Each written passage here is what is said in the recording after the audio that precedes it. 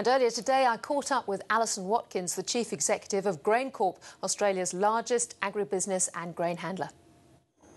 Alison Watkins, thank you for joining us down there. Hello, Tiki. Well, you talked today about the opportunity that we have given the global demand for wheat in the next decades. You also mentioned a grain growers report which highlighted customer perceptions of variable wheat quality, delays and lack of support from Australia, and some customers turning to Canadian or American wheat. Can I ask you about wheat quality first? Is this because farmers are confused about whether to go for yield or quality? Yeah, look, I think we've gone through a period of transition since the removal of the single wheat desk. And of course, the way we used to operate, we just had, via AWB, one seller of wheat to these customers. Now we've got many marketers of grain to multiple customers. And some of those customers are definitely giving us the feedback that they're not entirely comfortable with the way we've been operating since the removal of the single wheat desk. Now, that's a really important thing for us as an industry to address. And one of their concerns is around the supply chain and making sure that they can get really good levels of service out of the supply chain. Now, we as operators of the supply chain really want to make sure that ourselves and our exporter customers are well positioned to do that. Currently, we have a regulatory framework which is quite frankly getting in the way. Well, let's drill down on that. What sort of problems are you facing?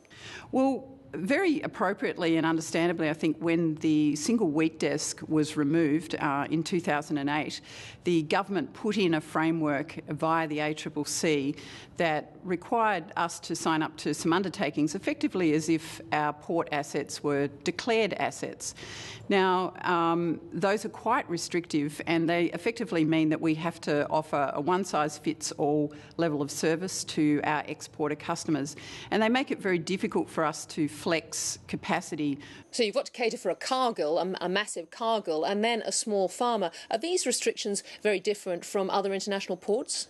Yes, certainly. There are no other countries that I'm aware of that regulate their ports at all. Now, we as Graincorp have every incentive to serve these customers, these exporter customers, very well, because we have about 4 times as much port capacity as we need in an average year. So we've got more capacity at our ports than you can poke a stick at, really. One of your slides today shows that even companies like Graincorp are dwarfed by the big multinationals, the Wilmars and the Cargills. Why is it that in agribusiness we haven't been able to build a multinational ourselves? After all, we did it in mining with CRA creating Rio, and then BHP creating BHP Billiton.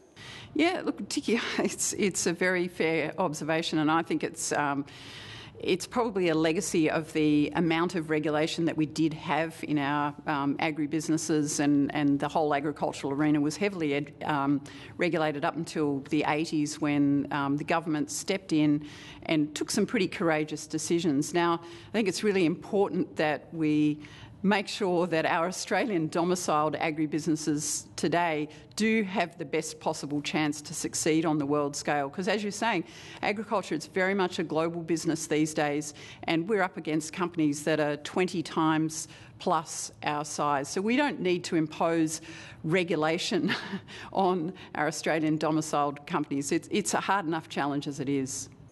Your chairman said this year that your growth is linked to your farmers' profitability. They've got the A dollar to deal with, but they've also got the carbon tax. In what way could a carbon tax affect an individual farmer?